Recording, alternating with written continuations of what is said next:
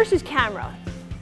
There's no getting around it. You're just going to have a camera, some sort of a lens. Camera literally means room, originally from a dark room with a hole in it that will project an image onto the other side. That's literally what a camera is. Any camera is going to do the same thing. It's going to have a lens somewhere, and somewhere else is going to be a thing that records whatever that lens gets. So you can have anything from, here's some cameras. Here's a camera. You'd be amazed. The iPhone video is pretty great. Actually, it maintains its colors and contrast. We've been working with it in the other class, and you'd be amazed how good the camera is. The lens, I mean, are you impressed with that lens? It's not an impressive lens. That's OK. Here's another camera. This is just a usual. You guys are so lucky because now usual digital cameras have video, right? So you can use these to shoot your elevator pitches. This is great. This thing has HD video and shoots pretty well. It's got a much better lens, this Canon. Here I have a nicer camera. I have a lot. This isn't mine, but I just have a lot of cameras. If you know, it's one of the things I'm into. The advantage of this camera. This is a DSLR. I'm not going to get too technical, but that means you've seen a lot of these probably. People are starting to shoot their movies with these. I shot the narrative parts of that movie with a camera like this. The main advantage is you can take the lens off. Okay, so here's the lens part of the camera. So if you think about this thing compared to that little spot that I showed you on the iPhone, this is going to make you look better. You can think of it that way. You're probably going to look better with this lens than the iPhone, but this is the sensor. This also has to do with it. So this is the part that records. So this is the little dark room that the little picture is going to get recorded onto. It's cool, right? We love the lens and the camera. So look at that nice big piece of glass. We also have a video camera. This is a little baby video camera, little HD video camera. You'll notice one back there. Have you guys noticed that camera in the back before? Right? Okay. How about the person with it? Okay, there's a person there, and she's operating. This is Rosalie, not Rosie, it's Rosalie. And she was in my basic class 3 years ago? Okay, 3 years ago. She's amazing. She's very good. Notice she's also wearing headphones, so she's listening to the sound, which we're also going to talk about. So my point is, she's got her camera out. Excellent. There's all these layers of cameras. If you want to go to fancy Hollywood sites, you'll see massive, great cameras. The quality just kind of goes up with that, as does the complication and the tech and the lights and all that other stuff. But we can start with as simple a thing as an iPhone. So those are just your tools. We're also going to talk about this, which probably none of you brought. That's the tripod, and that has a lot to do with this too, which I'll get into. So camera, we've got the camera, the lens. That's easy, right? That's very basic. How you frame somebody with that device is critical. And I'll show you some examples, but if you just imagine, I could frame this, what's your name? Shelby. Shelby? Okay, Shelby, I could frame Shelby like this, in an extreme close-up, or I could frame Shelby in an extreme wide, where I would see Shelby and everybody else around her. That's going to totally affect how you see Shelby, right? And that's just in your lens and your camera. So all of this is playing into how you get to interpret whatever it is you're seeing. What else? The tripod and then the lighting. This is almost the worst lighting possible, okay? Because does anybody know why? What is this? And what does fluorescent mean?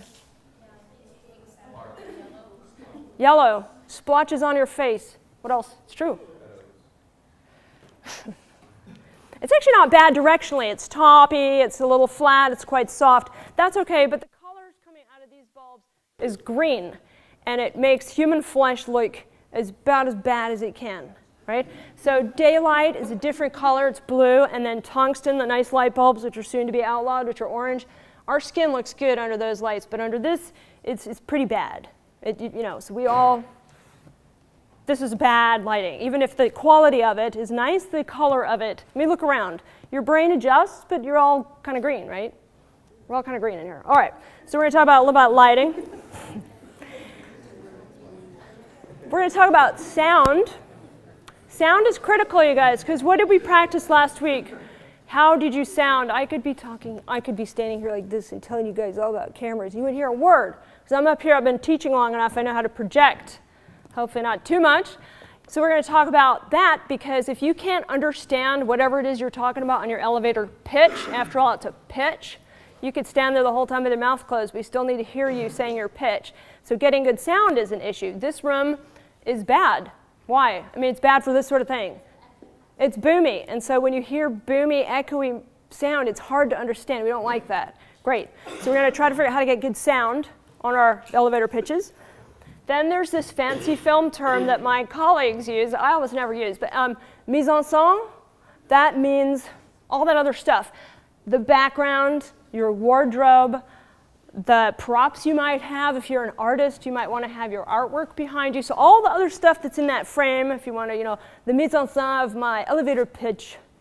Okay, so design it. Don't just go stand, in front of the most boring white wall you could find under fluorescent light, unless that's your message. To be boring and fluorescent. So everything you communicate visually is about you. So you're going to try to figure out what are you going to put in that picture for a very limited amount of time that's going to communicate stuff about you. If you're a dancer, young lady in the pink, what's your name? Kelsey. If you were a dancer, do you think you might want to show some sort of magnificent dancing move? Absolutely. Okay, so you're going to figure out how to do that, right? You probably don't want an ECU on Kelsey because you'd want to see Kelsey's body. Correct? Okay. Who's an actor, theater? Ooh, look at all of them. And are you a director? Actor. Okay. So actors, what do you think? What would you want to show? You really want to, you want to see your body, but I'd love to see an actor's face. I'd want to see all the tiny subtleties that are going on in that person's face, because the things in film, you get to blow your face up to like this, right? That's her. That's my grandmother who shot my grandpa. Look at your face. She did. That's like she's a dark side Annie. Your face gets to be that big. Or if you were in down there at the mall, your face could be half the size of this huge wall, literally. So all the tiny things that go on in your face we care about. So that would be a good thing for you. All right. How about editing? I remember Jose asking on the first day of class, who here has edited videos? So raise your hands.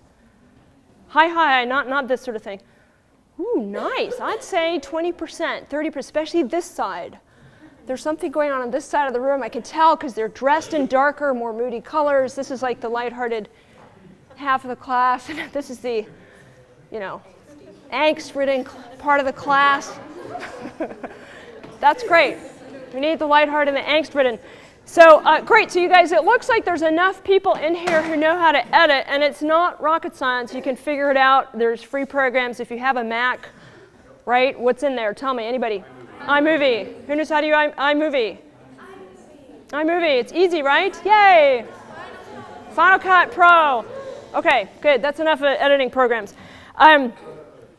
Okay, the last thing we're going to talk about is your performance, which I'll come back to when we get to that part of the lecture. So here's a bunch of techie stuff addended with performance. How are you going to think about doing your thing?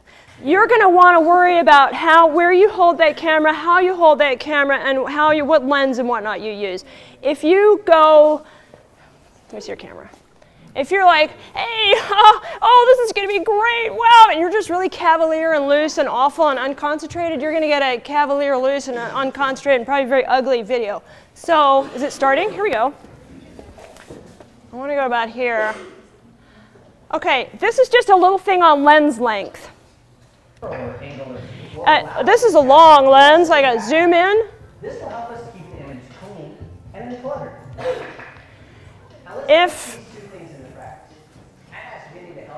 Just kind of watch the difference of the result of being zoomed in or all the way wide on the lens. I'm using an 18mm lens, which is going to really exaggerate things.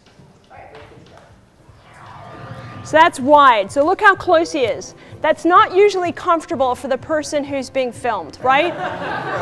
It's not nice. It's not. Imagine you're trying to perform your pitch with that guy in your face. Notice that in order to get it nice, it's obvious in these shots we've got some issues. We have some serious distortion, and we have way too much of the background in the scene. So it's probably not what you're going for. So you would zoom in. Anybody who can zoom in, you zoom in some.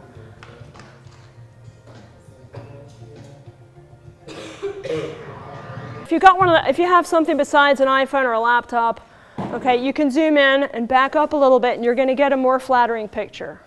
That's just a basic thing. If we're shooting faces, we care about that. So do we understand that? Okay, easy. The problem is if you have that guy's zoom lens, a great big zoom lens, let's say I was doing you, and I zoomed all the way in, and I had to back all the way up to here, let's say, and you're talking, I'm probably not going to hear very much, right, unless I mic you.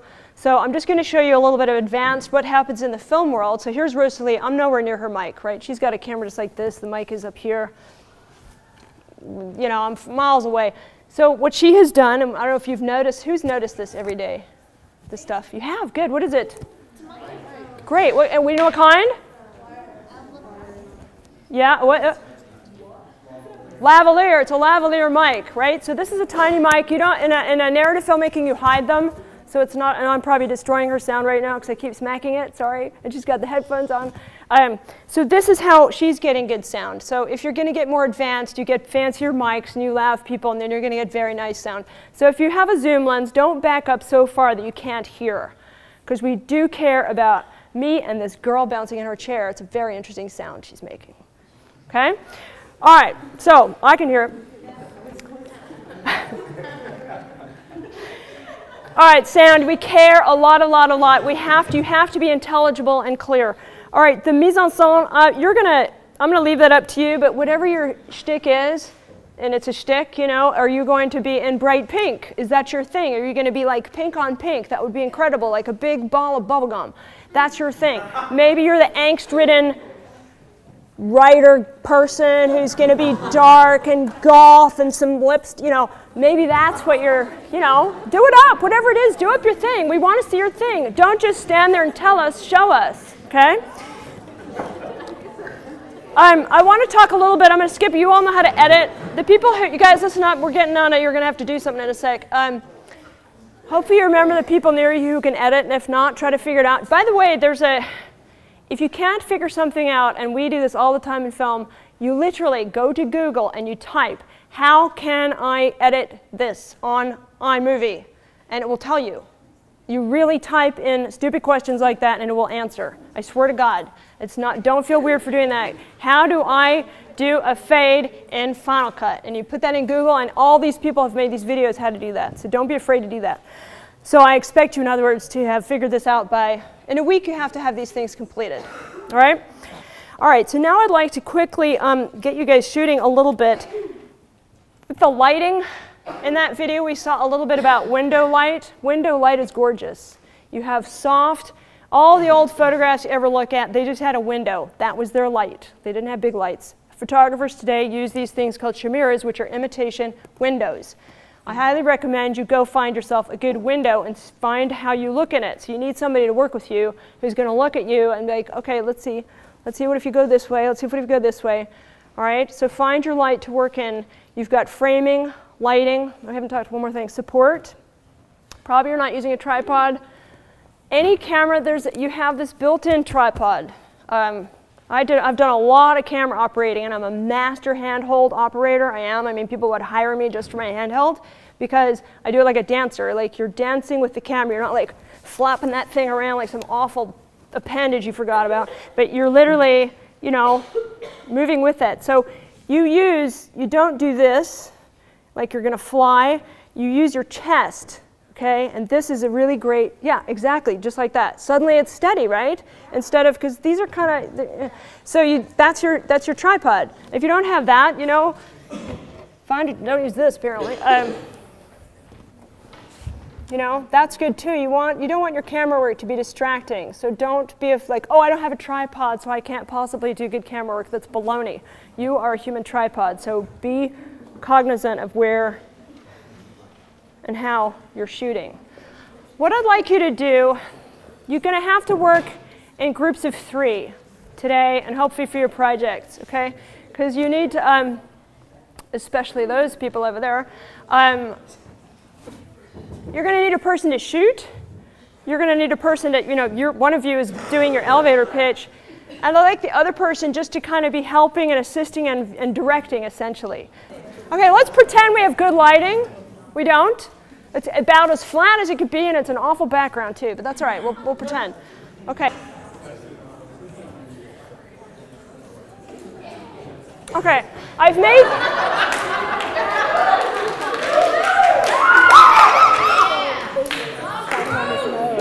Okay, back up a little bit. I just improved the lighting. It's still green, but now it's at least directional. So even if you look around, you can see the features on each other's faces, right? Just look around. They're staring at me. Why? Look at the people around you. You've got to develop an awareness for these things to be able to work with them. So as I'm looking at all of you, I see now that I can see more of your features because the lighting is directional. So you've got to start to learn to see light before you can work with it. So literally, look around. Do you see the difference before flat and now? You look great. Okay, so she's getting ready. Jen is ready. You're going to direct his performance. So stop staring at that and look at him. So let's rehearse.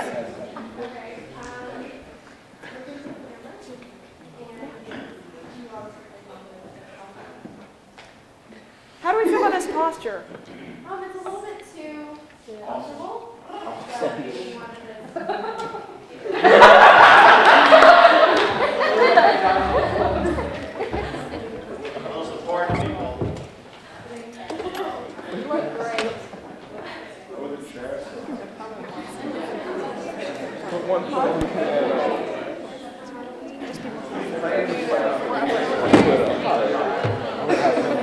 Okay, let's go. We're ready. That's enough direction. That's enough direction. I'm the producer. We're done. Let's go. Come on.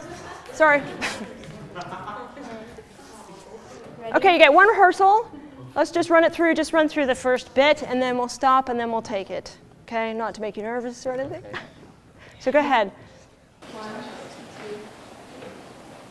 I'll never forget the time I was told before I auditioned for the school I wanted to get into that I wasn't going to get into the school I was auditioning for. Cut. That was beautiful. Okay, let's do it for real this time. Nice job. Good start. Nice. I'd like you to sit. I'm going to take over director for a sec. Sit as comfortably as you can. Just give us a little bit. Remember last week, like be present in your body? There. So you want to. Thanks. Okay, ready? All right, this one's for real. Let's go. Quiet on the set, please. And rolling. I'll never forget the time I was told before auditioning the school I was trying to get into that I wasn't going to get into the school I was auditioning for. It was an obstacle, but it didn't stop me. So many actors nowadays see obstacles everywhere, taboos, things that we're not supposed to do. The world is full of boundaries like that, and I'm ready to break them. I'm the person to break the boundaries of modern theater. Alex Austin.